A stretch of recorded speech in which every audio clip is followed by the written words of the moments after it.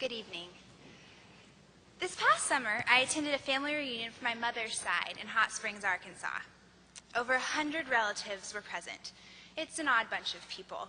Farmers, lawyers, hairstylists, personal trainers, college professors, you name it. There's no logical way to follow most of the conversation that takes place, but my Aunt Dot, she has one rule of thumb.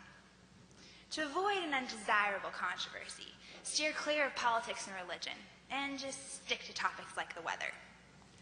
Well, ladies and gentlemen, I'm pleased to inform you that this evening we have refused Aunt Dot's advice. I assume no one entered this auditorium for a safe conversation, so there will be little disappointment when I tell you that the debate this evening has nothing to do with the weather and very much to do with politics and religion. Taking into consideration Mr. Hitchens and Mr. D'Souza's past two debates, I have no doubt that it will be both spirited and perhaps even controversial. I'm Kylie Humphreys, the student body president of the King's College, the hosting institution of tonight's events. And I've been asked to introduce this evening's debate, co-sponsored by the Intercollegiate Studies Institute and tothesource.org. The vision of the King's College is distinctive. So much so, that King's is something of a mystery to many outsiders who observe. The New Yorker remarked that the college was a curious addition to the Empire State Building's giant roster of misfit tenants. The National Review Online noted King's as a fascinating experiment in higher education. And the Village Voice even questioned what a Christian college's purpose might be in New York City. In practice, King's seeks to educate, equip, and inspire high-quality students to engage the national dialogue with courage and ambition. It wants to produce a persuasive voice in a society where the best lack all conviction, while the worst are full of passionate intensity. By teaching students how to think clearly and deeply in the intellectually vibrant city of New York, the college hopes to see its students enter the public square in defense of truth. The college is grateful for two other sponsoring organizations which have made tonight's event possible. The first is the Intercollegiate Studies Institute. As part of their Cicero's Podium, a debate series focused on great ideas, ISI aims to elevate civil discussion, promote genuine intellectual diversity, and encourage thoughtful citizens to think about the books and ideas that have shaped our experience in ordered liberty. For more information on Cicero's Podium or ISI, visit isi.org or their table located in the lobby. We'd also like to thank tothesource.org for their generous support of tonight's debate. To the Source is a forum which seeks to integrate thought and action from a Judeo-Christian framework. Through weekly email reports from influential critical cultures, To the Source addresses specific, timely issues that challenge hardcore secularism with principled pluralism. From its inaugural broadcast of 100 people to today's nearly 30,000 subscribers, To the Source continues to offer insightful commentary to embolden men and women of faith for greater civic involvement. As you entered this evening, you should have received a small brochure about the King's College. Inside, you'll find some information about To the Source, should you like to subscribe to their free newsletter. There's also a comment card that gives you the opportunity to let the college know if you'd like to know more about future events, the college, or perhaps even visit our campus in the Empire State Building. And finally, allow me to introduce Dr. Marvin Olasky, who will serve as the moderator for this evening's debate. Dr. Olasky is the provost of the King's College and editor-in-chief of World Magazine, the 5th most read news weekly in the United States. Dr. Olasky comes to this stage respected for his insight into the spheres of journalism and academia, as well as his engagement in the topics of religion and politics, he himself having sat opposite Mr. Hitchens this past May when they debated the topic, "Is Christianity good for the world?" Perhaps we can ask Dr. Olasky after tonight's debate whether he prefers debating or moderating. Please welcome Dr. Marvin Olasky.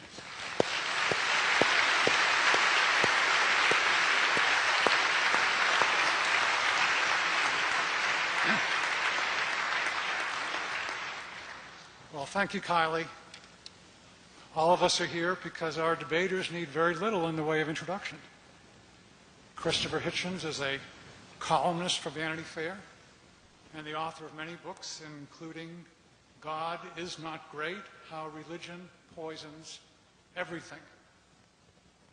In a review of that book, Richard Dawkins praised the deadly accuracy of Hitchens' critique and offered this advice: if you are invited to debate with Christopher Hitchens, decline. Relax. Relax. Now, Dinesh D'Souza, who has not declined, has written influential books such as The End of Racism and The Virtue of Prosperity.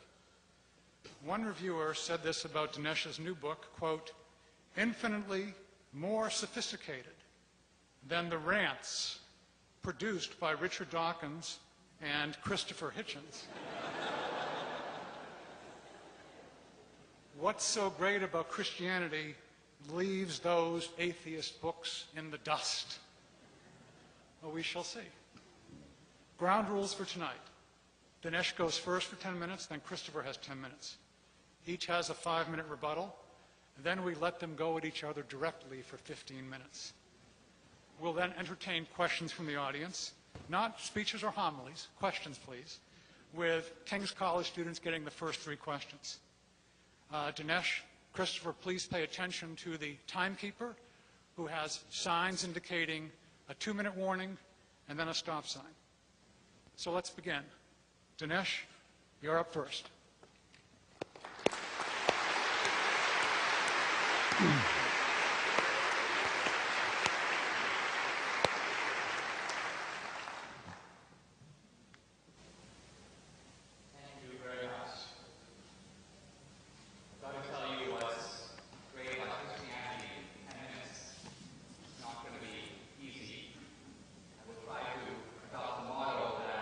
King Henry VIII used with one of his wives. He said, I won't keep you very long.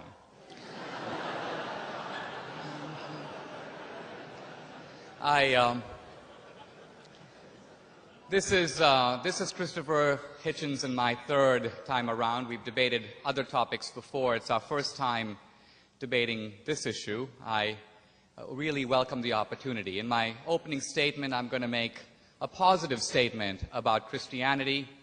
In my rebuttal, I will correct the mistakes of Christopher Hitchens. Now, we're living in a very unusual time in which atheism has emerged as a kind of militant phenomenon. And in the face of that, that's a little bit odd. Because if you are an unbeliever, why be militant?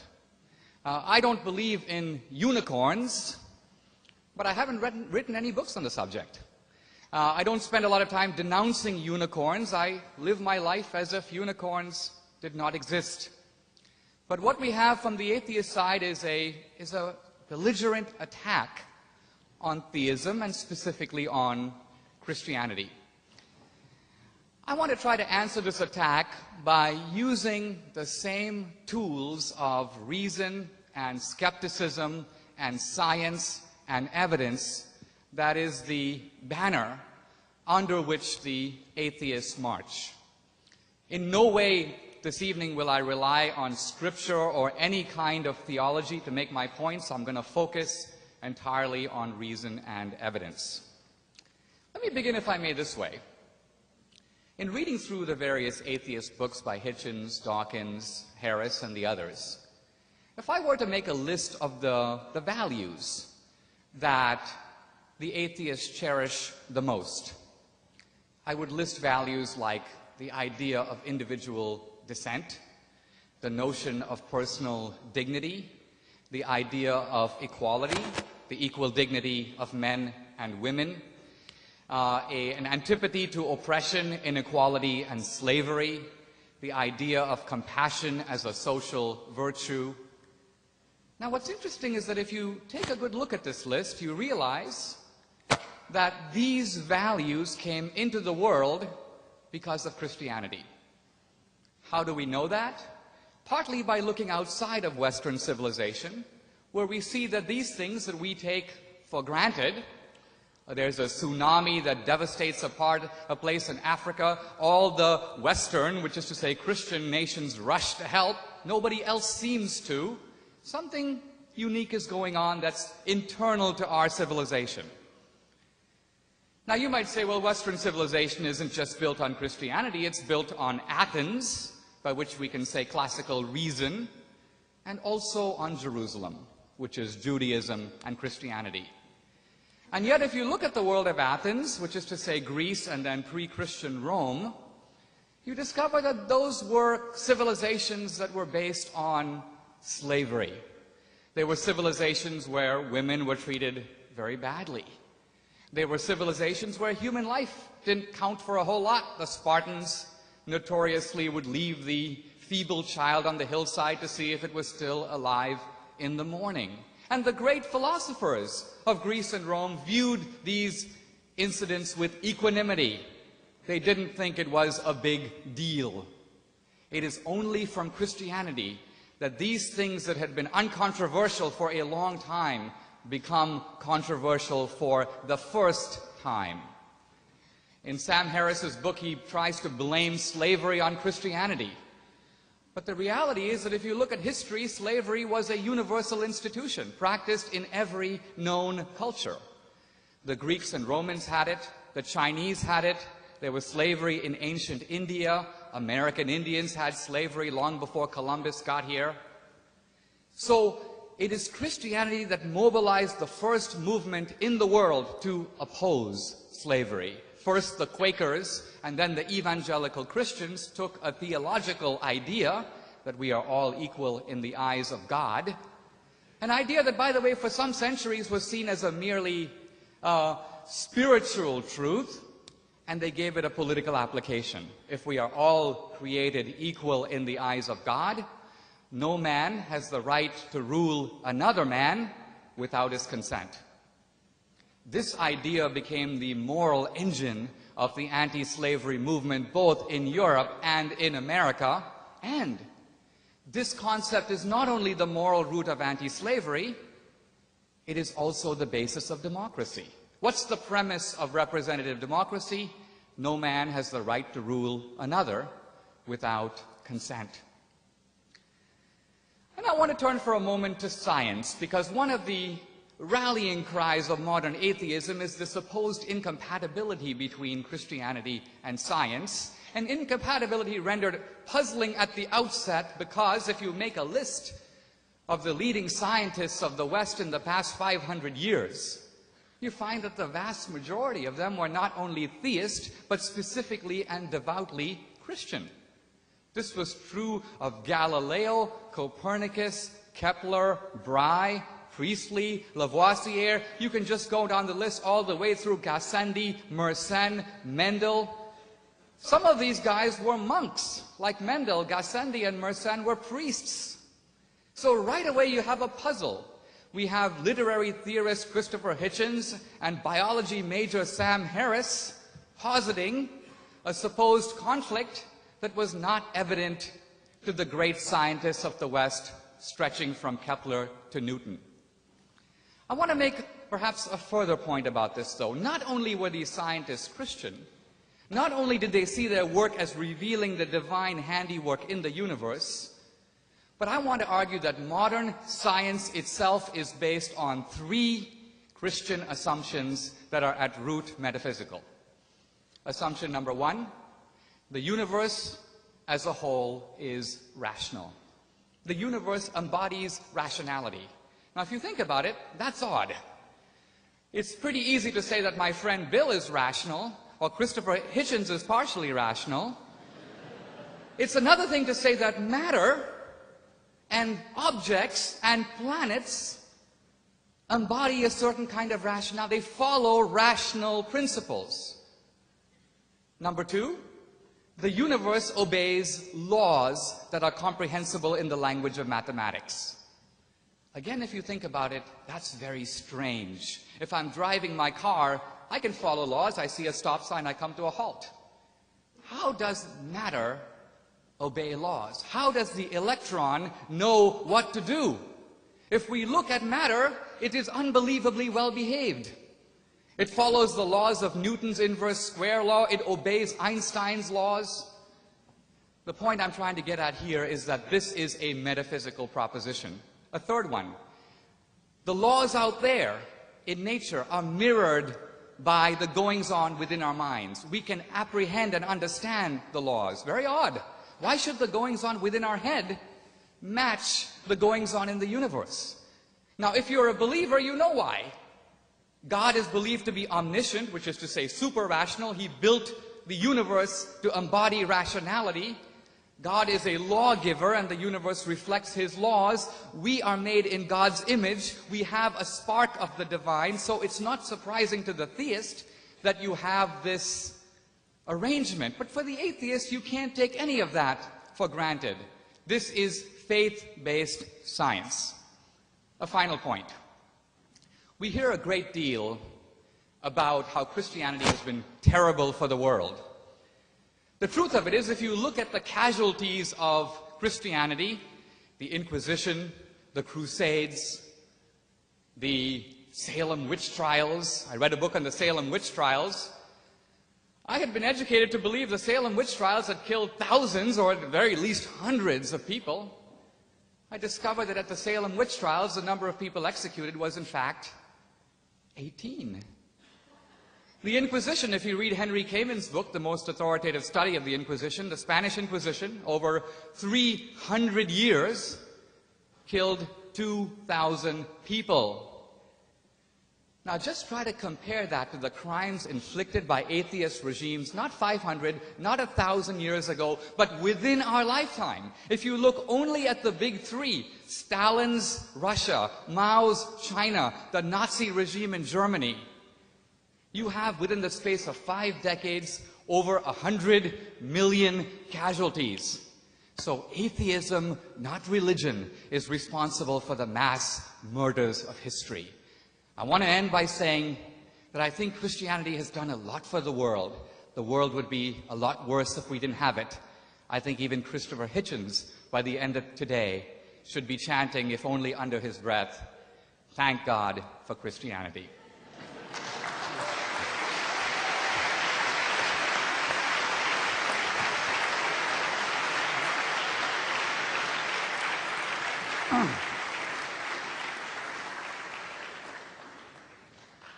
Well now, Mr. Chairman, ladies and gentlemen, comrades, friends, brothers, sisters, I would be self-sacrificially a Christian if I cut into my own time, limited as it is, to pay any compliments, so I won't, except to say that Dinesh is one of the most formidable debaters I've ever encountered on any subject, that he has the further great advantage of actually believing in this stuff.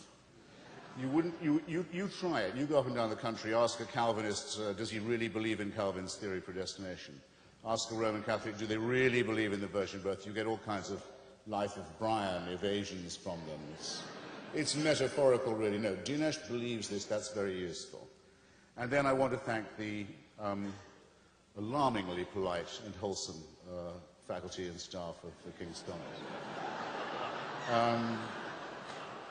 Now, I'm asked to prove that Christianity is the problem, and I'll try to do that, but for now, all I need to I think I need to say is it's a problem or part of the problem, being as it is what we know it to be, a loose plagiarism from Judaism, and along with Judaism, one of the other two religions plagiarized in turn, that's given us all the blessings of Islam. So it's part of man-made religiosity that trades under the brand name of monotheism. And the problem that all three have in common is that of faith. Faith, in other words, that a man-made religion can actually keep a promise of salvation, not just in this life and the next. Dinesh, you'll notice, was careful to say, well, certain social ameliorations can be written down to Christianity. He didn't claim that it was a salvation in this life or the next, just that some of its adherents have occasionally taken liberal stances. Well, I think he'll find he has a higher standard of proof in front of an audience like this. That's the first belief that faith involves. And second, the belief that faith is in itself a virtue, transcending reason and dispensing, conveniently enough, with the need for evidence. Now, it's my proposition straight out and straightforwardly that what we think of as our morality, as our ethics, comes from human solidarity and predates all forms of monotheism. Don't let it be said in your hearing, ladies and gentlemen, any of you who have any self-respect, that though we know the story to be fiction of the Exodus and the wandering and the encounter in Sinai, we know that really to be a metaphor, but taking it to be true that my mother's ancestors wandered all that time under the belief that perjury and murder and theft were okay, only to eventually bump into Mount Sinai and receive the news it wasn't kosher after all. We have to have more respect for ourselves than that. Any human society that had believed those things wouldn't have got that far. I think it's pretty safe to say. Christianity, in other words, is masochistic as well as partly sadistic. It attacks us in our deepest integrity. It says that you and I wouldn't know a right action, wouldn't be able to derive it, or a right thought without the permission of a celestial dictatorship that guards us while we sleep, that can convict us of thought crime, that supervises our every waking moment, that is in fact the origin of totalitarianism in the obeisances that it demands of us, and that will continue to judge us and persecute us and supervise us even after we were dead. This, in my view, as well as being utterly untrue, utterly falsified by fearful human beings, is something that it is very fortunate we possess no evidence for.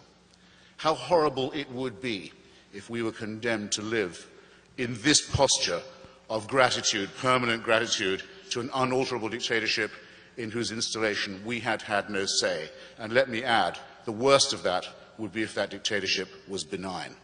That would be the thing that would make it insufferable. Some of us refuse it, and we do so on what we confidently say are moral grounds, as well as the ground that the story is a fairy tale, made up by fallible and opportunistic human beings. Why else would I say, in the time I've got left, that Christianity is, as well as untrue, immoral? Well, it offers something horrible, vicarious redemption. You're told that by applauding a human sacrifice, a particularly cruel and revolting one, that took place before you were born, to fulfill a prophecy in which you had no say, condemns you either to punishment and sin if you don't accept it, or, if you do accept it, offers you the chance that your own sins can be forgiven you. Well, everything is wrong with this picture. First, as with the original proposition of a deity, it requires of you compulsory love as well as compulsory fear.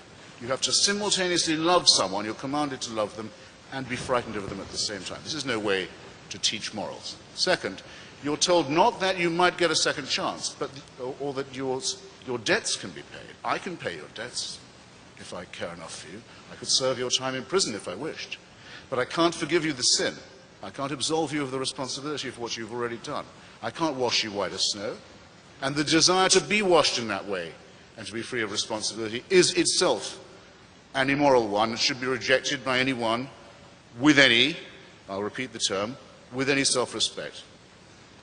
So the vicarious redemption by human sacrifice is an immoral preachment with very immoral implications, as is compulsory love coupled with compulsory fear.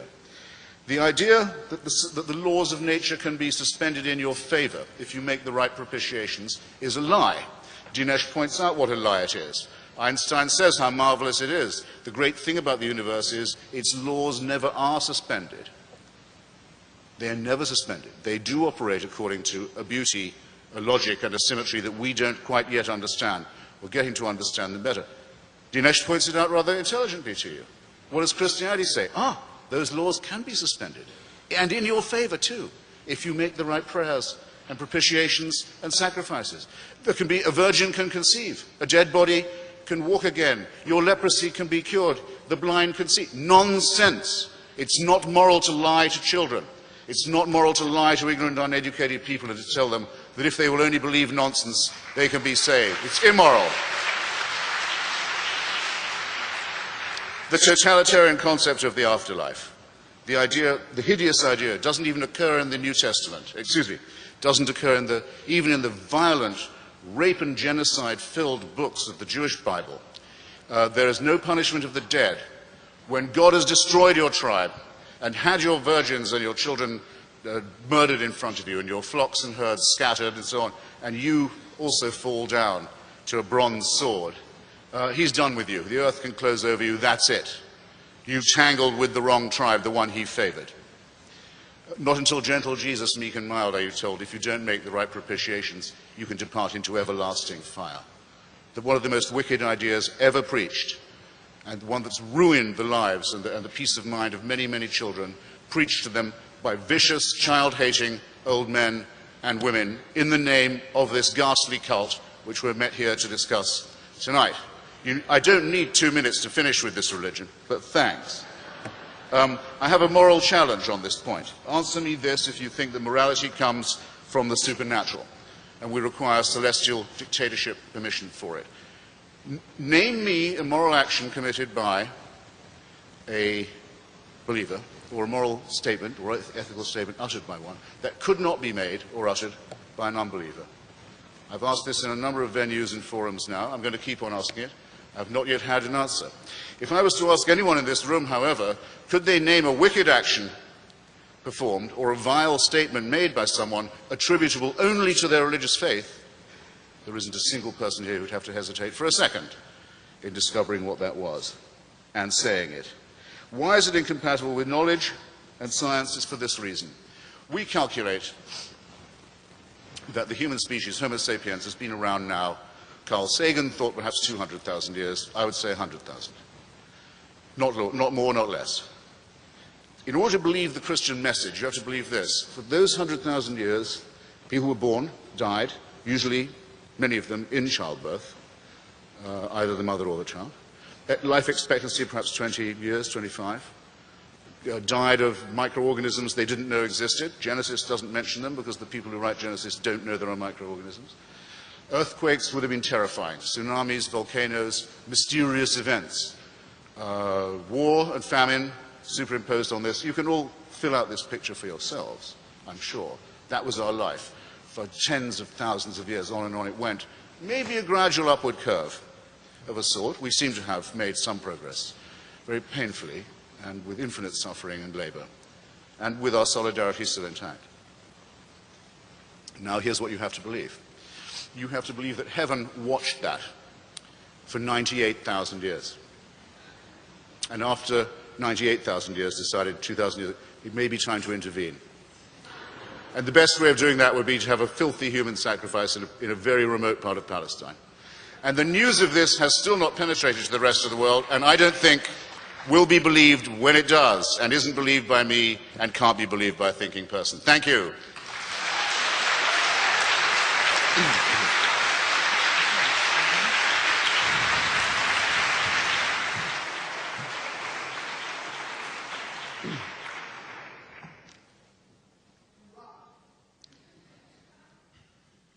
Somewhat like the mosquito in the nudist colony, I'm trying to decide where to begin.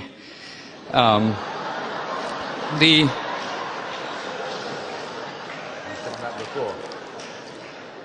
want to begin, if I may, with stripping away a kind of a pose. Because usually when you debate the atheist, the pose is, I am a man of evidence seeking the data. I'm following the evidence where it leads. Now, what's interesting is that if you listen to Christopher Hitchens, he offered no shred of evidence for anything he said at all. He presumed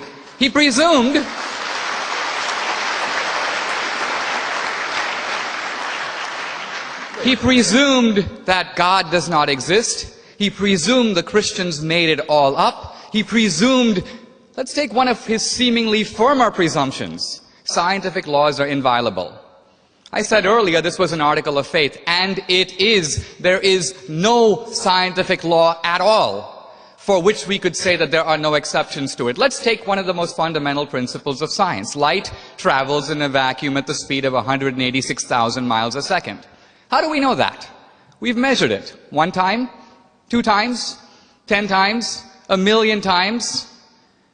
The philosopher David Hume says even if you measure it 50 million times, you cannot draw an unrestricted general conclusion from any amount of empirical tests. And why? How do we know that on a distant star 5 million light years away, light travels at that speed? Do we know? We do not know. We guess. We assume. Science is based on those kinds of assumptions. So it is the skeptic David Hume who destroyed this idea that scientific laws admit of no exceptions. And if scientific laws do admit of the possibility of exceptions, miracles are possible. Now, let's look at Christopher's portrait of Christianity, which is the heart of his case. It's not fundamentally about, I think, evidence. It's fundamentally, somewhere I believe Christopher called himself not an atheist, an anti-theist. And I think what he meant by this is, it's not that I don't believe, I hate God. I hate Christianity, and I hate its founder, Jesus Christ. Why? Why? Now, if you look at history, not even as a believer, here is Christ, one of the mildest men to set face on the earth, harmed absolutely nobody, introduced radical new principles which, if followed, would make our world immeasurably better. Don't just return an eye for an eye, forgive your enemies, turn the other cheek. As a counsel of personal decency and holiness, the power of forgiveness, these are the radical new ideas introduced by Christ. They are seen by Christopher as wicked ideas, even though they have done so much to make our world what it is. It's sadomasochistic, he says. Well, if you look at it purely from human terms, here's a guy, he was killed brutally, but if you accept the Christian premise that God sent his son, not just to be killed, but to be resurrected, it's the resurrection that's the core of Christianity, not the crucifixion. So it's not a sadomasochistic thing, it is a triumphant thing.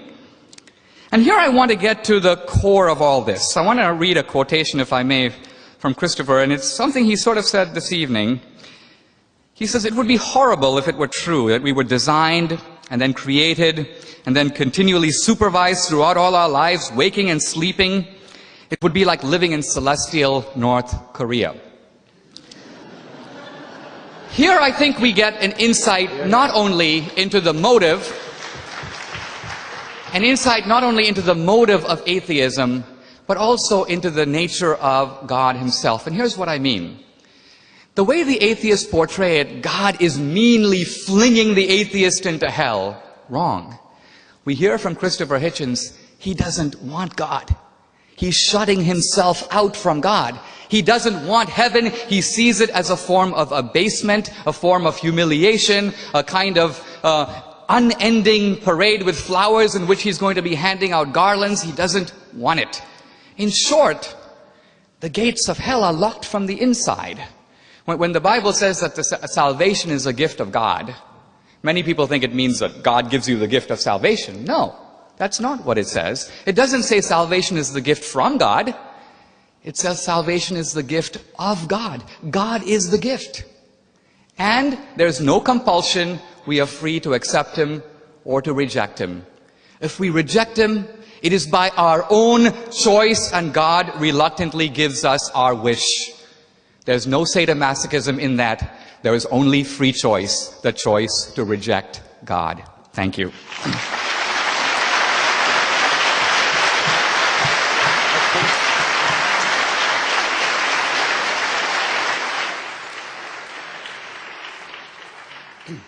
Well, a slightly low blow to kick off with, Dinesh, I must say. You didn't use your time to prove God's existence either. I think you'd have needed more time than I would if that's what we were here to debate. I imagine that it was held in common between us and this audience that it isn't possible to decide these matters finally, that no one has ever produced an ontological proof of God that is completely satisfying, nor a disproof that is completely satisfying. However, the burden surely is a little more heavy on those who say, I know that there is a God, and not only am I a deist, I'm a theist, I know what he wants. In fact, I know who his son is. In fact, I'm on sort of personal terms with the guy in ways that are not evident to you. That demands a slightly higher standard of proof, and to say you didn't come up to that scratch, my dear, I'm sorry, is to say the least of it. Okay? Now, Why be militant, I was asked. Why do you care? After all, if all this is nonsense, why do I exercise myself about it? Well, I'll give you one example straight off. There is a religion that some of you will have heard of. It has 12 imams, 12 holy men, who all serve God, a one God, an only God. One of these imams has gone missing, but is expected back imminently, when he will bring a reign of universal peace and justice. I don't know if any of you paid attention to what I said earlier about the Islamic plagiarism of Christianity, but Shia Islam is essentially a parody of the Catholic faith. Now, the people who believe in this, you said unicorn, I would say tooth fairy, or sinister Santa Claus, propose to acquire thermonuclear weapons by illegal means at present, and to deploy them against not just Jews and Christians, but atheists, secularists, homosexualists, rapists, adulterers. I think they've only got me 3 times so far in this. And to bring about that happy thing that all religions secretly want and celebrate, the eschatological end of days. All religions have this common deformity. They want this to be over. They think what we're going through is just a prelude. Our life is a poor and contemptible thing. Bring on the moment when we'll find the ultimate truth and be able to relax in the Saviour's arms, or in some promise of heaven, as the sort we were offered this evening. I say that I think it's a contemptible offer, and would be contemptible if there was any basis for believing that it was real. I'm not going to duck, in case you think I am, the question of atheists and secular atrocities, but I'm going to leave it to our next segment, because it'll take me just a fraction more time, and I'd like to do it in such a way as to pin Dinesh somewhat more to the mat on it. It is argued, though, on this moral point, that those who repudiate God will have no basis for making their own moral decisions or uttering their own ethical conclusions. That without this anchoring and overarching belief in protection, we would simply be in a world of nihilistic chaos, choosing here this and here that option for ourselves, with no anchorage of decency, no ballast of ethics. Well, just consider, if you will, because all of you would have heard that argument many times, as well as this evening. Consider, if you will, what the corollary of it is, if you look at it the other way. Is there anything that is forbidden to anybody who says they have God on their side? Who says that they have God with them? Is there any evil that they forbid themselves to do? Is there any enslavement or rape or dispossession they haven't committed? Is it not the case that, I'll just take the other case of the Shia Muslims, whose claim to a God and to his being the spokesman of morality is just as valid as that of any other religion, as far as I can see? Well, in their religion it's forbidden to execute a virgin, whatever crimes she may have committed in Iran. Can't be executed as a virgin. But if sentenced to the death penalty and still a virgin, she can be raped by the Islamic Revolutionary Guards and then executed, because she isn't a virgin anymore. A piece of sadistic ingenuity that would not have disgraced Torquemada or the practitioners of the Inquisition, and does show, does it not, that not just in the name of religion, but rather, I would say more honestly, precisely because of faith and the certainty that it gives of a divine endorsement, that things are done and done all the time, and threats made that no decent secularist, no convinced atheist humanist could countenance for a second. And of course atheism is no guarantee. An atheist can be a nihilist, can be a sadist, can be a fascist, can be a communist. These are sufficient rather than necessary conditions that I'm talking about. But I hope they will, at least to some extent in your minds, ladies and gentlemen, have broken the connection between religion and ethics as demagogically asserted. Thank you.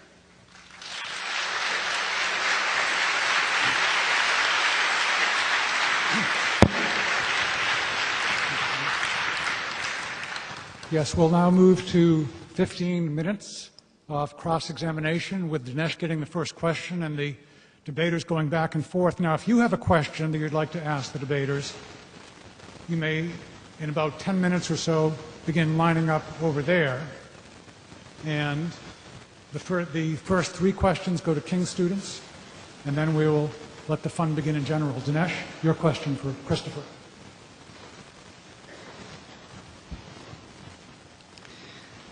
Could you name any scientific law whatsoever for which you have certain knowledge that there are no exceptions? No, I couldn't. I mean, Thank you. I made a different assertion. I said that Einstein says the laws of nature are not suspended. That's quite different. You chose to attack a position I hadn't actually espoused. And you had said yourself that there is an obedience to law observable. I can quote you. But my point was that was an article of faith.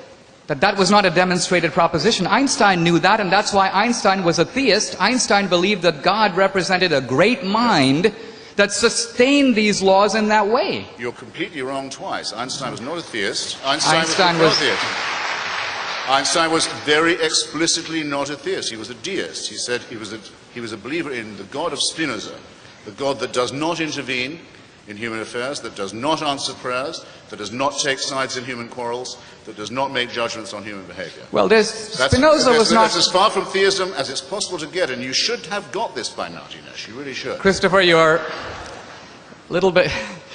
There's a difference between deism and Spinozism, but I'll come back to that. I want to turn to something else. You asked for how can we reasonably think that God exists? Let me ask you this question. Scientists who begin to look at the universe ask themselves this question: why does the universe have the rules that it does? Why does the universe operate according to the particular dials and parameters it has? What if those parameters were a little different? And the scientists who look at that said, if you change these parameters even an infinitesimal amount, if the gravitational force were slightly different, or the strong nuclear force, or the electroweak force, we would not have this universe, we would not have life, we would not be here having this debate. Now, what is your explanation for how we live in such a fine-tuned universe? It would seem to suggest a fine-tuner or designer. Darwinism is hopeless here because it's not accounting for the universe, only for transitions among life. So what is your rational theory for why we live in a fine-tuned universe?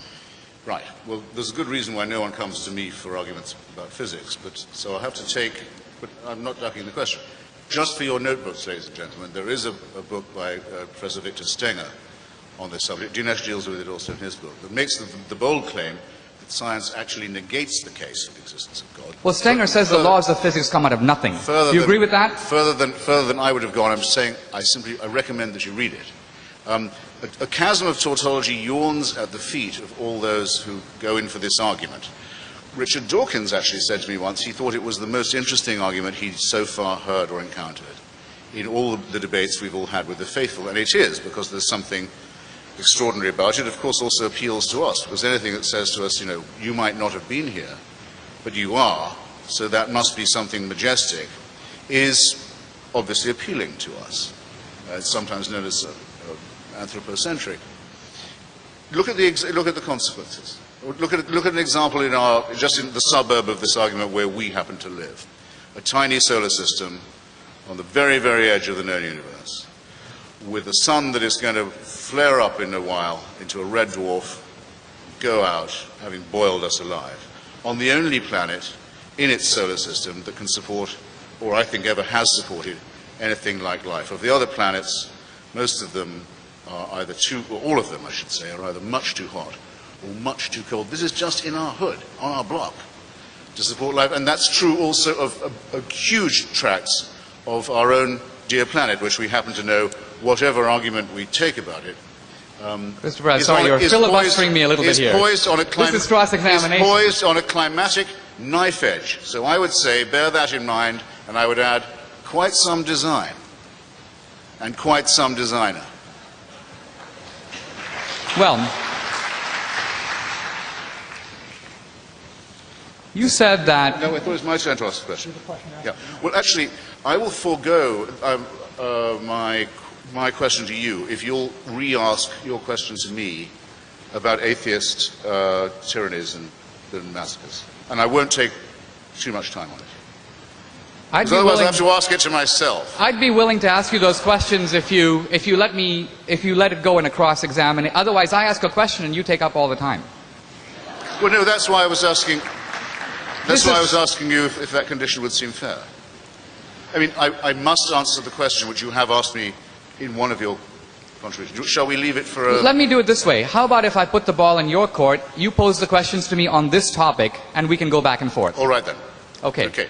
On this question, then, of atheists and secular dictatorships that I'm only just mentioning,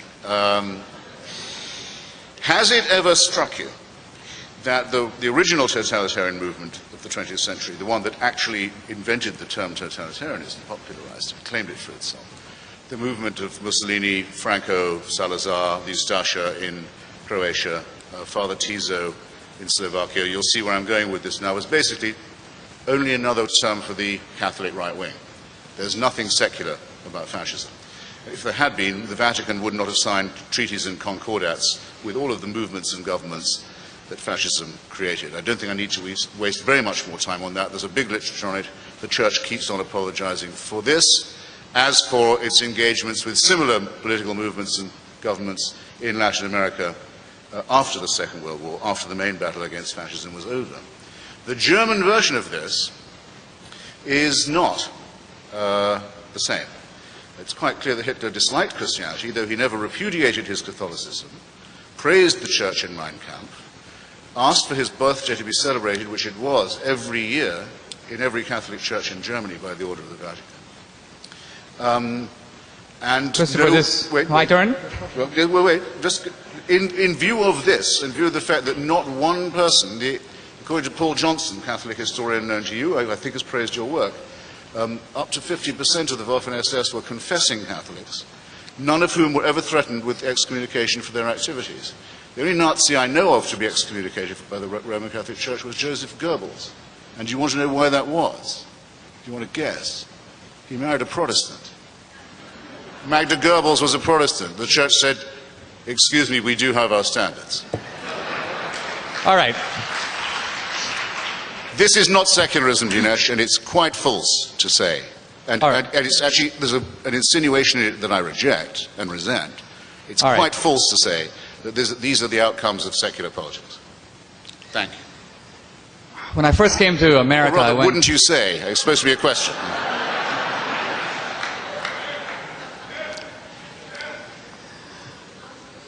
You notice that in his statement, Christopher Hitchens zoomed in on one issue, Hitler and the Nazis, leaving untouched, indeed unmentioned, the scourges of communism.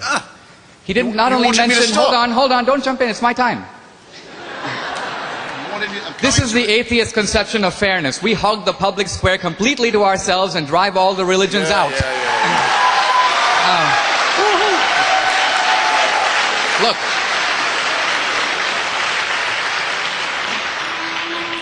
You wanted me to stop. I need about 2 minutes to answer you. Okay, fine. Not only did he not mention Stalin, not only did he not mention Mao, he didn't mention Pol Pot, Ceausescu, Fidel Castro, Kim Jong-il. Now, Richard Dawkins in The God Delusion says, well, there's a big difference. The Christians did what they did in the name of religion, but the atheists aren't committing their crimes in the name of atheism. Now, this is what happens when you let a biology major out of the lab. Because here's a guy who knows nothing of history. I wouldn't accuse you of that, Christopher. But all you have to do is read Marx. All you have to do is familiarize yourself with communism. It was an explicitly atheist ideology that sought to create a new man and a new utopia, liberated from the shackles of traditional religion and traditional morality. It was no accident, as the Marxists said. They always targeted the churches. They always killed the clergymen and the priests and so on. Now, the case about Hitler is very interesting. You should read Richard Evans' multi-volume History of the Third Reich. In the beginning, Hitler thought, I can make some friends among the Lutherans and the Catholics, and so he invented something called positive Christianity, which was basically Nazi Christianity. He praised Christ basically because he said that Christ was the only one alert to the dangers posed by the Jews. But you only have to read the book to realize that Hitler hated Christianity. He hired people around him who were all atheists. Their explicit goal, the moment they got into power, was to destroy the church, which was seen as doing what? Putting a little bit of a moral bridle on the horrible plans of Nazism. So ultimately, it's not the Christians. Christians ultimately are accountable in some ultimate sense, atheists or not. And that's why the atheist regimes killed more people in a week than the Inquisition could kill in 3 centuries. And why? Because of the maxim stated by Dostoevsky and the brothers Karamazov, if God is not, everything is permitted.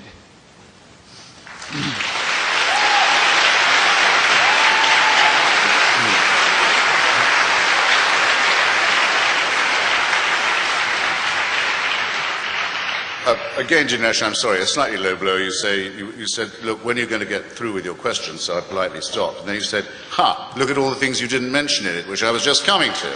Now, by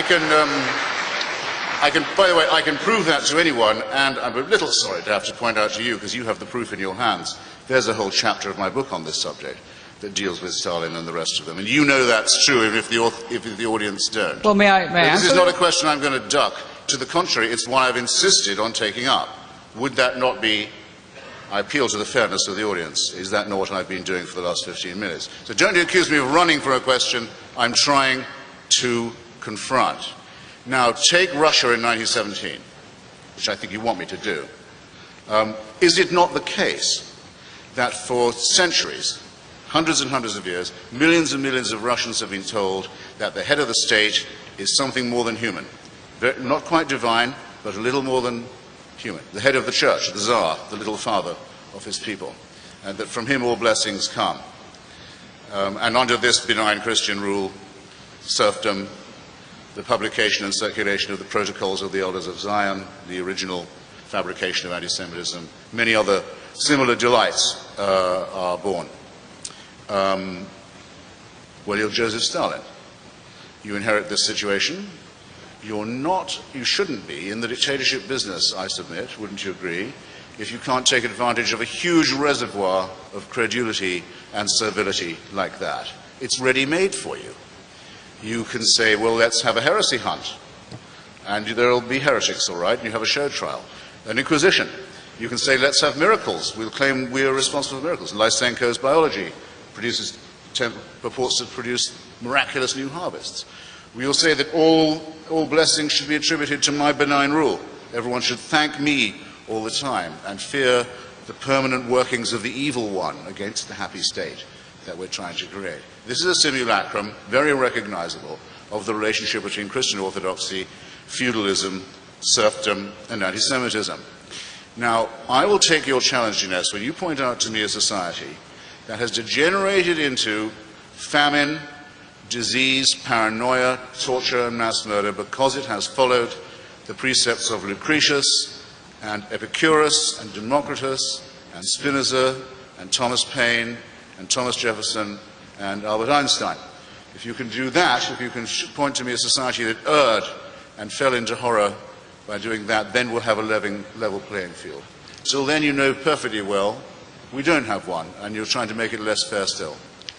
Let me, if I may have the same time to answer. Right here we see the way in which there's a kind of inequality of measurement going on. We find among the atheist writers an attempt to blame religion not only for its own crimes, but also the crimes of atheism.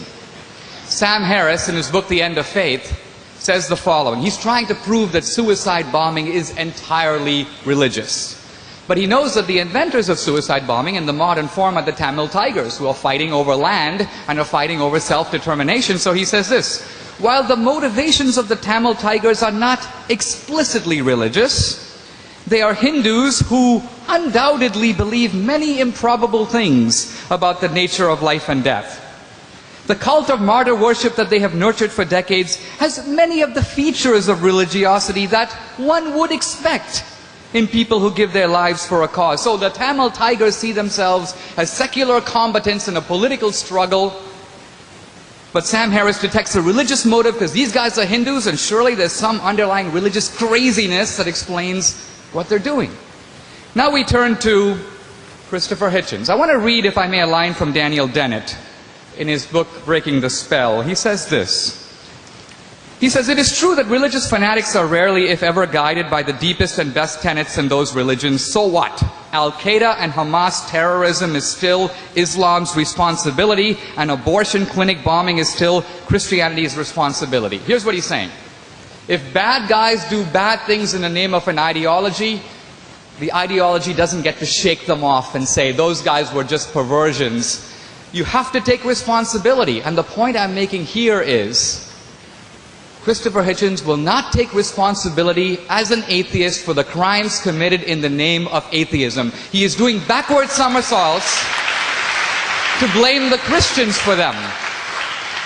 So Christianity has a lot to answer for. We wouldn't need repentance if that wasn't the case. But Christians should not have to answer for Mao and Stalin and Hitler, people explicitly dedicated who, if they could, would destroy Christianity and wipe it off the face of the earth, as would apparently Christopher Hitchens.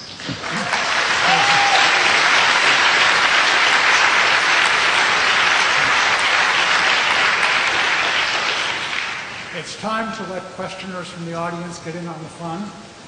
First three questions, King's College students. Do we have a question? Mr. Hitchens, you mentioned that having a simultaneous love and fear of someone is no way to teach morals. Now, I don't know about your upbringing, but how do you propose that we teach any self-respecting, say, 2-year-old morals? 2-year-old. Or should we wait until they've developed a good sense of self-respect for themselves to learn morals on their own? I've actually seen 2-year-olds undergoing some of these dilemmas. In fact, it's an unbelievably vivid memory. It's not nice to think that your children must be evil or innately wicked. But there is a point where reason does enter. It's just a bit later than 2. You can't terrify them into doing it. You can sometimes bribe them into doing it by saying Santa Claus knows what they're doing. It has an almost magical effect. But even as you do a thing like that, you feel slightly cheap. In other words, this is going to be a problem for us, whether we are people of faith or not.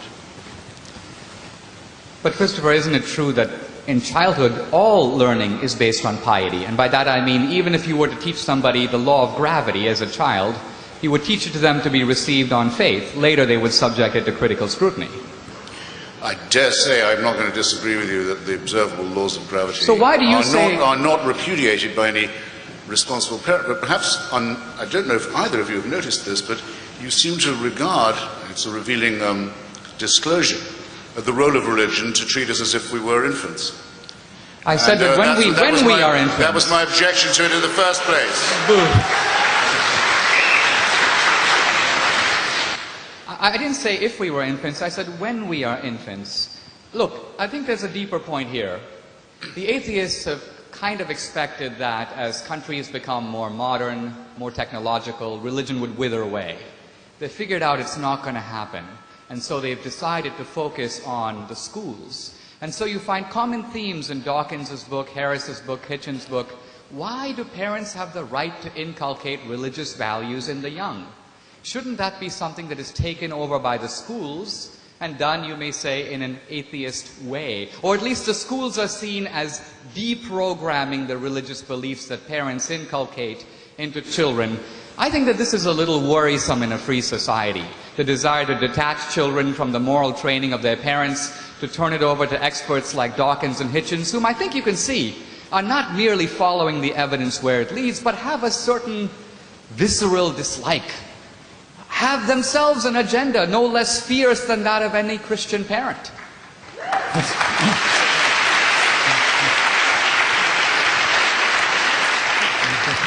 This is a question for Mr. D'Souza. It's a statement you made earlier that the laws of nature reflect the goings-on in our head. I'd love to hear you elaborate on that a little bit more. The point I was getting at is this. When I said earlier that the laws of nature, the universe is lawful, we only have to go to other cultures to see how odd that is. The Muslim writer Al-Ghazali says, how can the universe obey, how can matter obey laws? He says the universe is a reflection in the mind of Allah. Everything happens because Allah intervenes every single nanosecond to make it happen. Now that's not the belief of Christianity. Now, if you imagine that in our heads are atoms and molecules and neurons firing away, I ask you, what logical necessity is there for the workings of these neurons in here to match the laws of the universe out there, why should there be a correspondence between the two? Again, as a theist, I have an answer. As an atheist, he has a guess. And in fact, he's been hanging an awful lot on that guess tonight. The reason I'm not defending this or that miracle, but I'm simply saying that we have a very limited understanding of You haven't nature's defended any laws. miracles, as a matter of fact. I'm sorry? You haven't defended any miracles, as a matter of fact. Well, in my book, as you know, I defend one, the resurrection. I lay out the evidence for it in a very much in an historical way. But that was my point, that there's a strange correspondence here that ultimately relies on faith. And the only difference ultimately with the atheist is he relies on the evidence while denying the metaphysical ground on which it stands. Isn't that true? Metaphysical drama is a bit strong, I think. It's whole cloth fabrication. Isn't science based on metaphysical assumptions? I still think you misrepresented, David. If you see something apparently involving suspension of the laws of nature, shall we say, the sun standing still so Joshua can win his battle, all right? Or the raising of Jairus' daughter, or even my favorite miracle, the turning of the water into wine at Cana. A tribute to the Hellenistic influence that still persisted in Palestine at that time.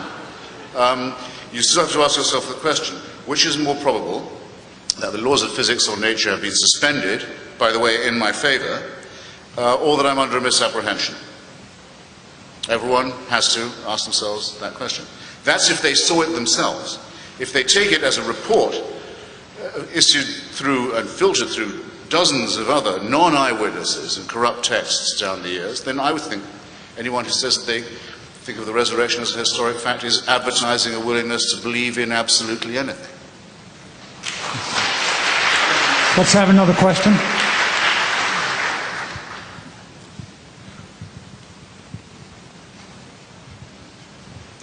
This question is for Mr. Christopher Hitchens. You've said in past debates, and I refer to the debate between you and Doug Wilson, that morality has merely evolved. And I say merely because I think we'd all agree, Christian and atheist alike, that morality has evolved anthropologically speaking. But I want to know, if it's merely evolved, why can't I transcend the current state of evolved morality? What standard can you appeal to? Well, look, evolved morality is because we're an evolved species, and because of our evolution, the lowly stamp of which, as Darwin so beautifully puts it, we bear, the fact that we are primates, an unarguable fact. Our prefrontal lobes are slightly too small. Our adrenal gland, though there's evidence that they're still evolving, which is, I think, heartening. You may have to be patient. It won't come in time for Tom Tancredo, but it is coming. And our adrenaline glands are too big. They produce more adrenaline than we need. And there are all kinds of other problems with our whole bearing and nature. Some people would like to call this original sin. It's certainly true we have some innate inbuilt design flaws. There isn't going to be any supernatural solution to this, and nor can it be supernaturally commanded to go away. As Fulk Greville says, you can't create people sick and then order them to be well. And that's what religion does. And it's because it makes impossible demands on people and insists they believe in possible things and obey laws that cannot actually be followed that I accuse it of totalitarianism, the essence of which is the combination of authority with caprice.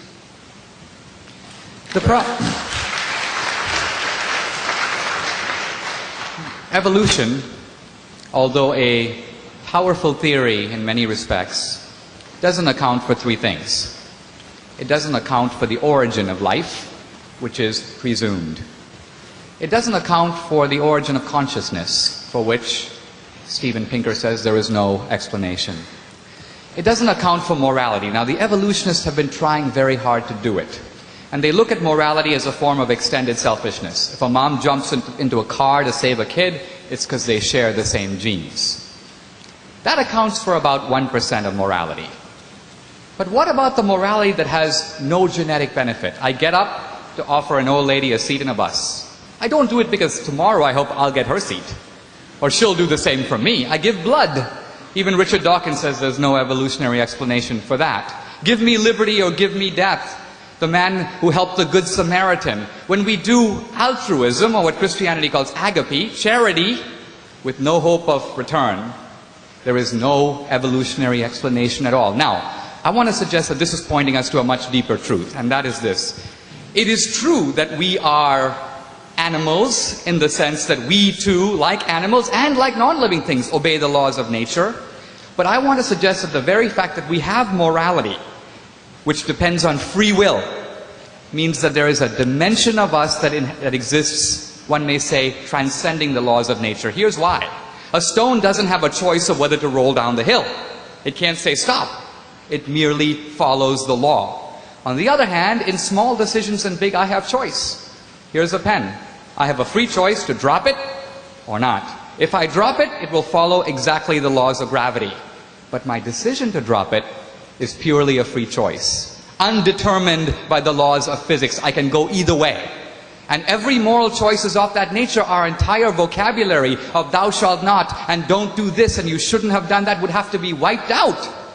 If it was merely an you wouldn't have to teach anyone right and wrong. It would be genetically programmed into them. So the idea that we are already moral by evolution, it's nonsense. Morality ultimately does have to be inculcated.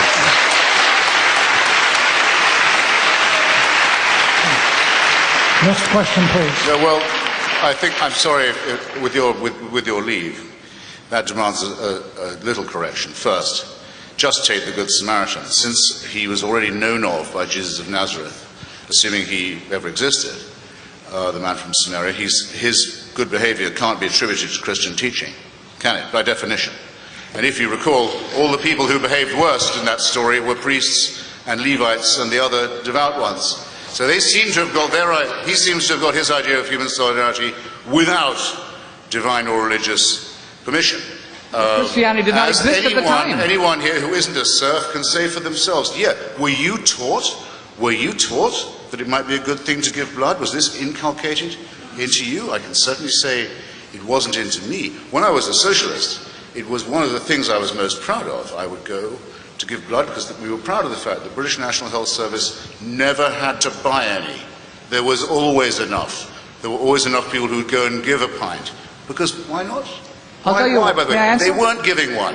I give a pint, I don't lose it. I regenerate it quite quickly. But someone gets one. Something in that gesture appeals to me.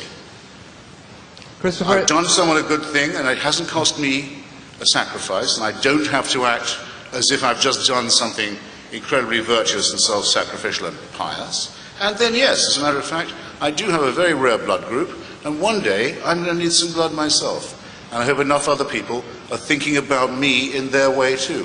What supernatural or celestial permission is required for this, I ask you?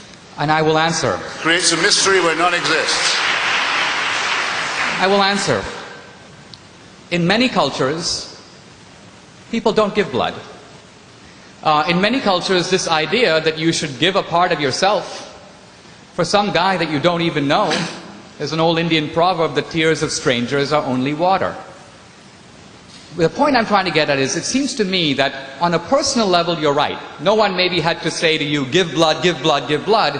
What you're missing is the fact that here you are, atheist Christopher Hitchens, educated and raised in a Christian culture, the culture of Christian Europe, where this idea of compassion, which was not there in the world before, Aristotle scorned it. Aristotle praised magnanimity, the superior man deigning to the inferior man, but not compassion in the sense of feeling for the other guy. It was Christ who invented that and brought it into the world. Now, you are parasitic on that. You are acting out those virtues, but you're refusing to pay debt or even acknowledge the Christian source of them. That, it seems to me, is a little ungrateful historically. Okay.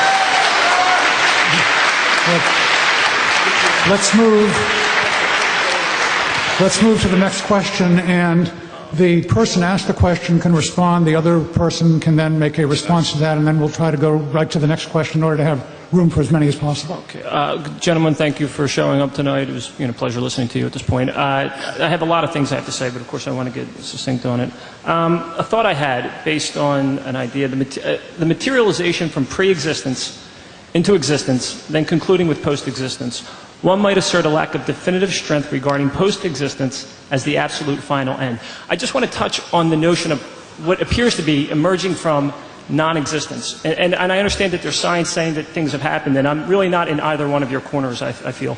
But I feel like this is substantial for me. Do you have a question? Yeah, the question is, I'm trying to generate some feedback, because I think maybe we could humble down and say, hey, well, you know, we are somewhat in the unknown based on linguistics, and we're somehow trapped in this sense of the unknown. I mean, you may feel, I know you're science-based, I know you're somewhat religious-based, but this merging out of non-existence into existence, and then back into post-existence, do you see a pattern there, a 0, 1, 0 pattern? And do you want Dinesh or Christopher to answer that? And then row 4 would indicate, if you filled out that pattern, I would suggest a 1. Now just tell me what your general idea of that is, your sense of that, not necessarily taking it to verbatim. I think we should take that as a statement. I move we take that as a statement. That's fine. I don't know if it's unchristian to note, Next, but in fact. okay, Next. let's move on. Another.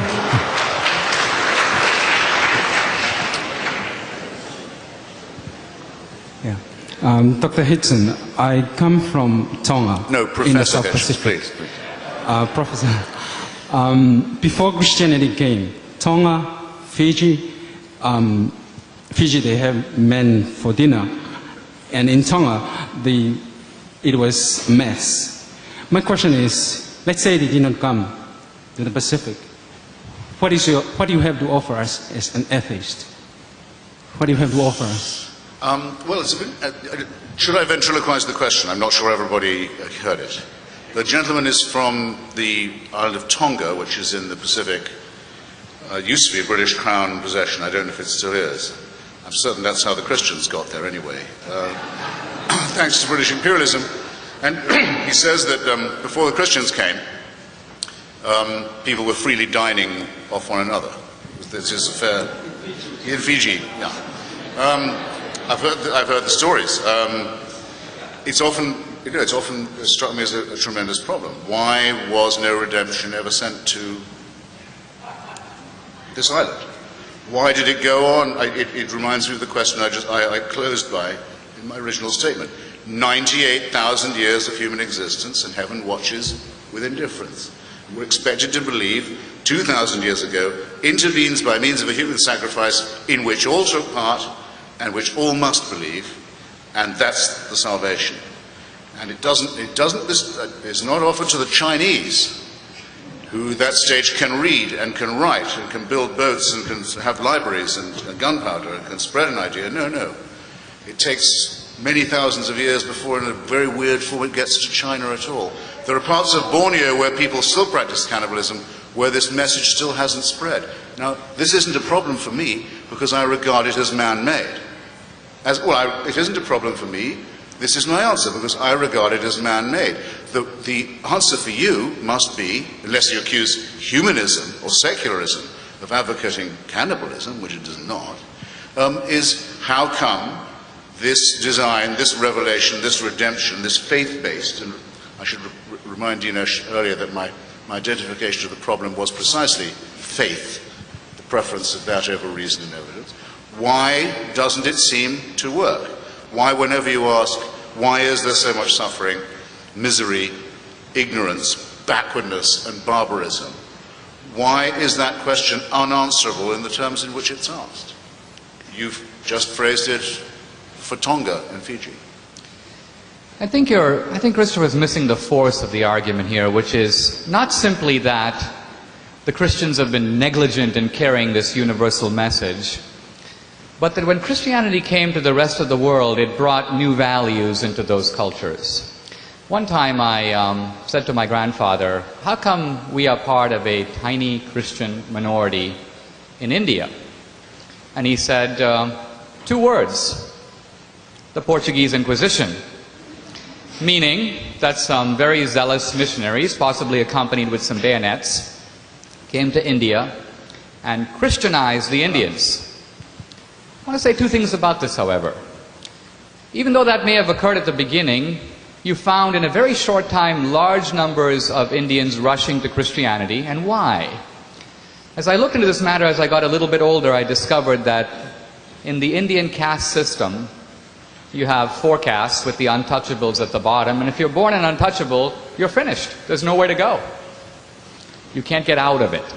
Many of the people in the untouchable class were very attracted to Christianity because they saw it as affirming the idea of spiritual equality among persons.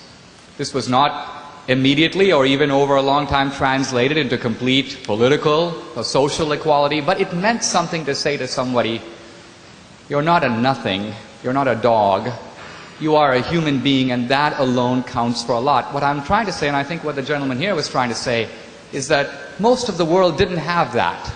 We didn't have it in Western civilization either. Christianity brought it in. Now, it imported some of it from Judaism, but Judaism was for the tribe.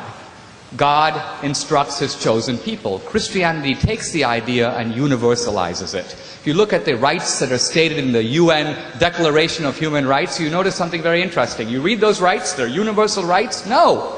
Virtually all of those rights are the specific legacy of Christianity. It's good that they're universalized because Christianity wanted from the beginning to universalize them. But they are not the shared rights recognized in all the cultures and practices, whether religious or non-religious, in other cultures. So I think we're seeing here from people who have experienced it.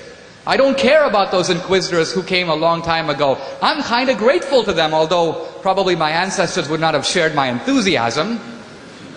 But they brought me into the orbit of Christianity and Western civilization, and the fact that I have the values that I do, the beliefs that I do, the respect for dignity, women, equality, and so on, is entirely the legacy of Christianity as it was exported, I'm sorry to say, Christopher, not by the British, but by the Portuguese. The British could have done a better job.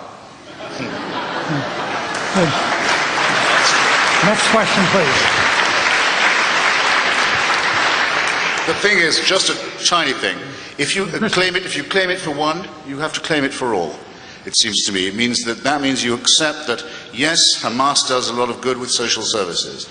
Yes, Louis Farrakhan gets black kids off drugs.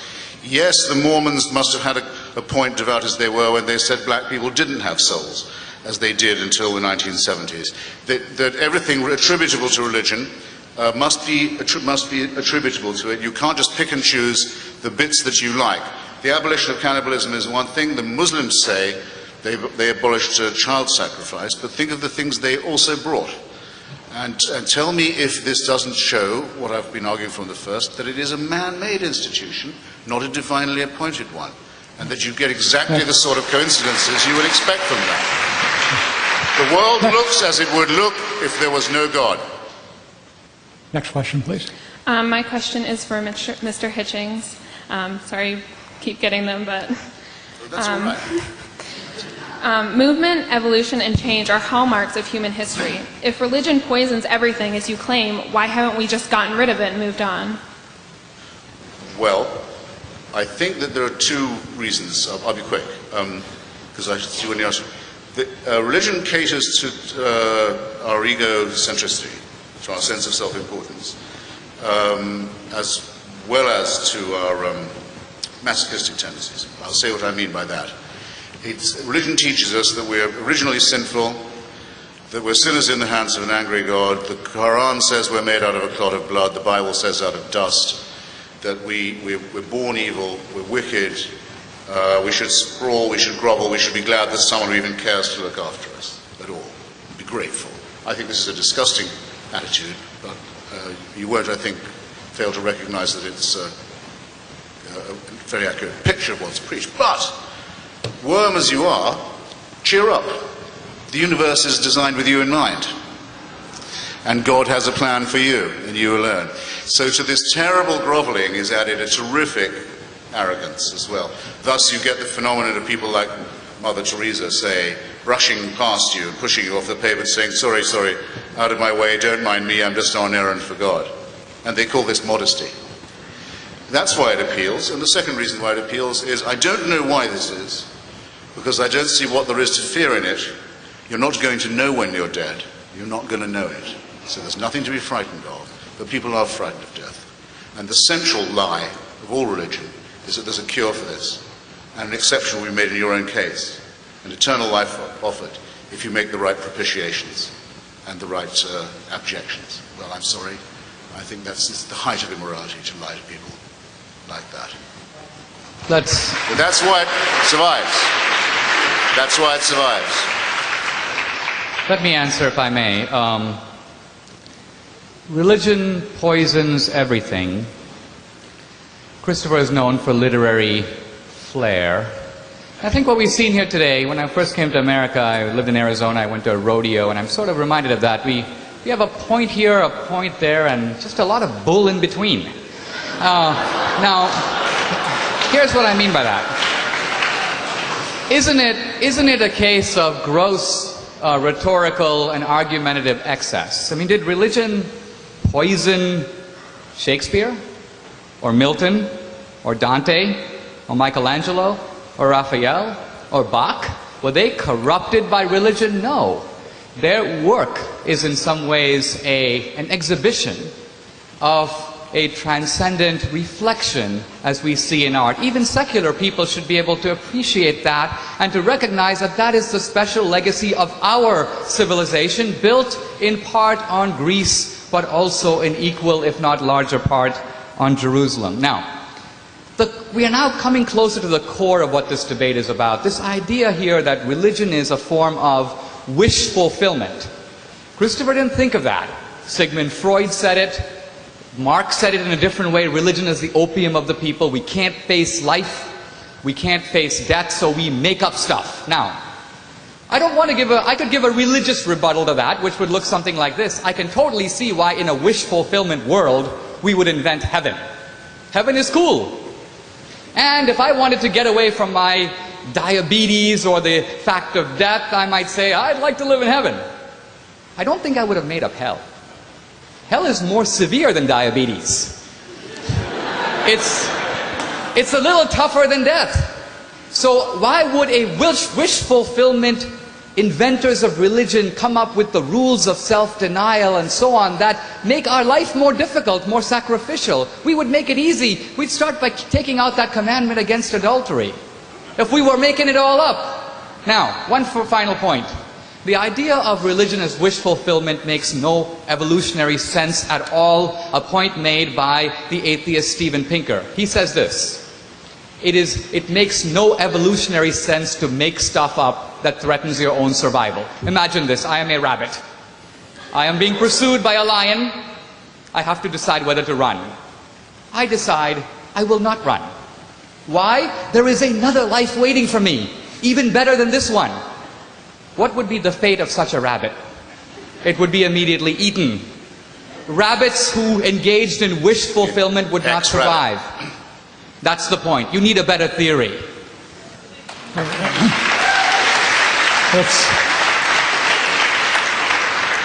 It's 9 o'clock, and normally we would move to concluding statements by our two debaters, but both of them before the debate told me they would waive those last statements in order to allow another question or two. So let's have another one. Mr. Hitchens, you began your opening statement by decrying the very concept of faith or beliefs in the absence of good, solid, supportable evidence. There was an American psychologist named William James who was a great believer in faith. And he insisted that the wonderful contribution of Christianity was to allow us to make leaps of faith that the laws of science or even mere common sense would decry as completely unsupportable.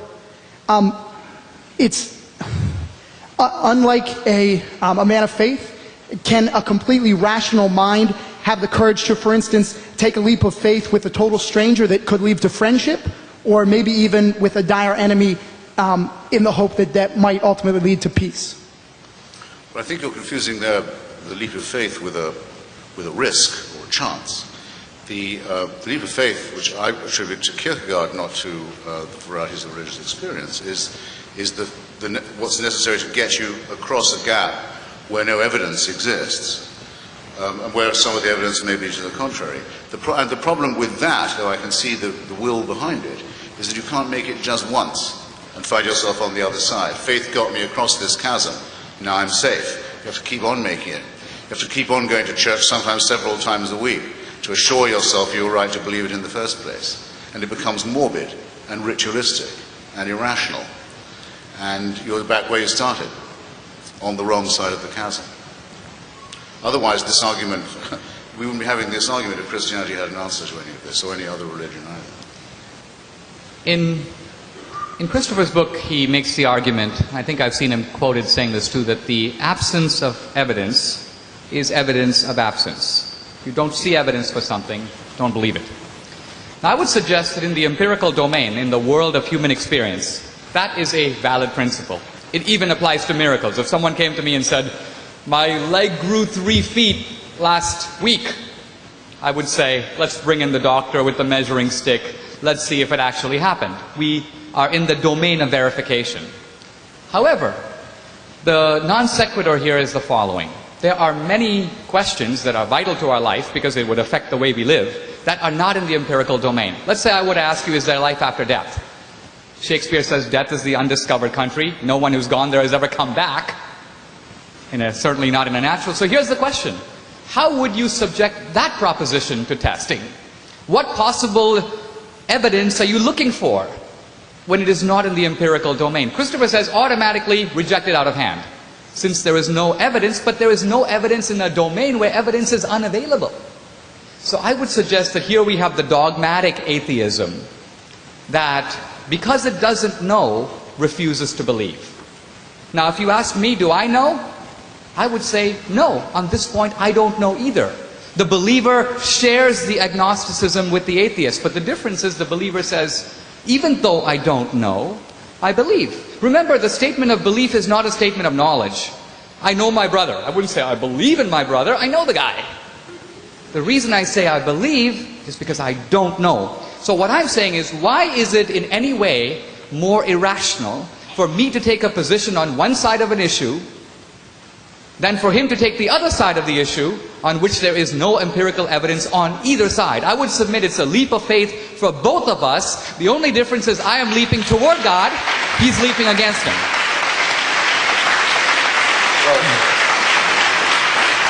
Yes, last question, please.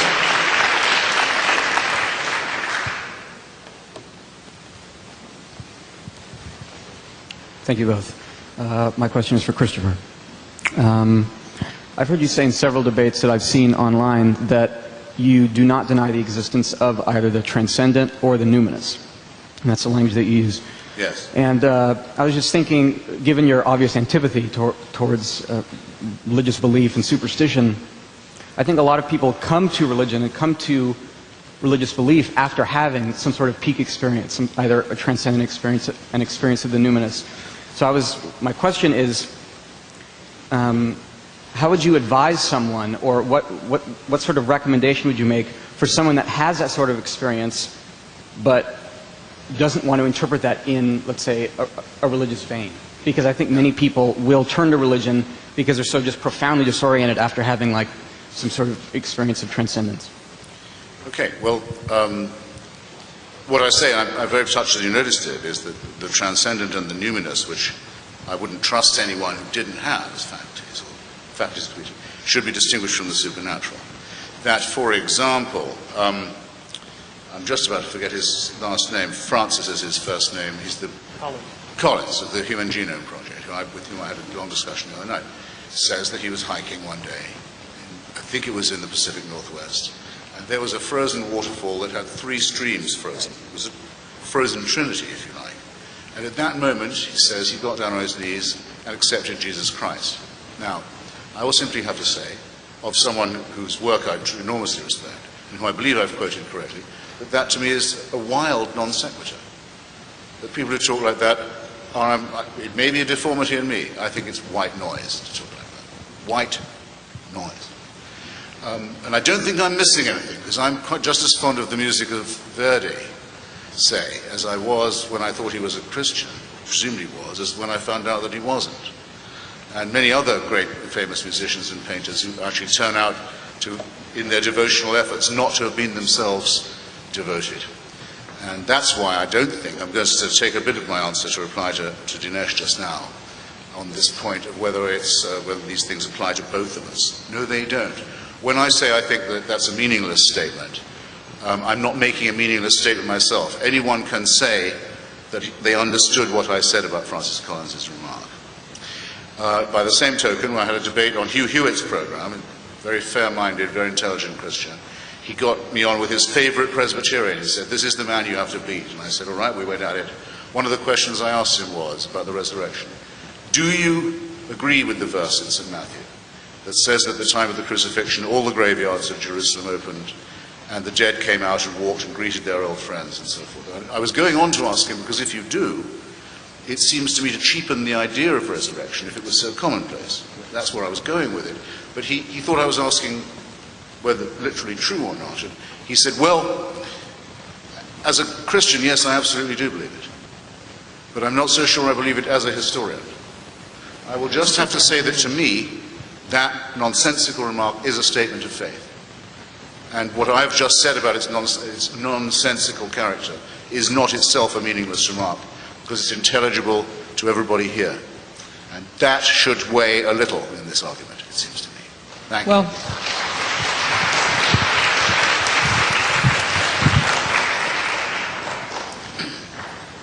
I don't know what Francis Collins was getting at, but I can tell you a little bit about what Kepler was getting at. I think when you look at nature, you notice that there is enormous intelligence embodied in nature. And this is, I think, for the person who thinks about it, a deep mystery. Kepler was measuring the movements of the planets, and the theologians all told him that the planets should move in circles. And Kepler realized that was not the case. But he said, I bet you, based on faith, that there is a divine plan for the motions of the planets that is far more ingenious, mathematical, symmetrical, and beautiful than anything you have thought up so far. And when he revealed Kepler's laws, he said, I found it. This is, if you will, God's plan for the universe. There's a deeper point we're getting at here. Earlier, Christopher said, what does Christianity do that's different? Why can't an atheist do the same? He's written a book denouncing Mother Teresa, somewhat irreverently called The Missionary Position. I do want to tell you a very brief story about this and try to say why someone like Mother Teresa might be an object of such derision. Mother Teresa was in Calcutta, apparently hugging a leper, at which point an Indian walking by casually said to her, I wouldn't do that for all the money in the world. And she replied, I wouldn't either. I am doing it for the love of Christ. Oh, please. And gag me with this. The point I'm trying to get at here is, yuck! I can see him champing at the bit, before I turn it over to you, I want to give an explanation for why he's champing at the bit.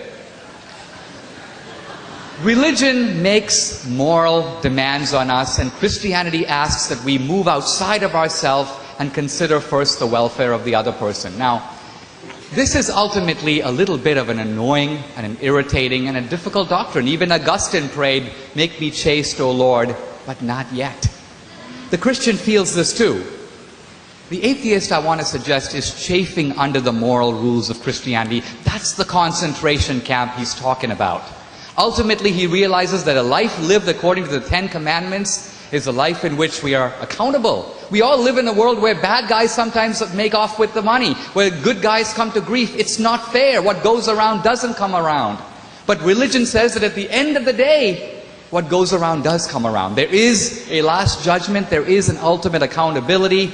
I would suggest that as human beings, we chafe under that. We hate the idea that our actions are ultimately accountable, that even the things that we do in private and in the dark are under scrutiny and are being recorded. Atheism is a massive rebellion against that, but it disguises itself as moving along the strict pathways of reason. It's not an intellectual revolt, it's a moral revolt.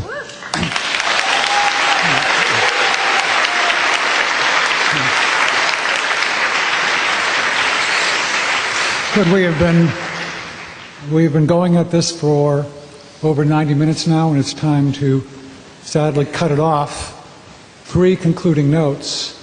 First, if you have information cards for King's College or love notes for Christopher or Dinesh, please give them to an usher as you're leaving. Secondly, Dinesh here will be signing copies of his new book. And third, thank all of you for coming, and please join me in thanking our two debaters.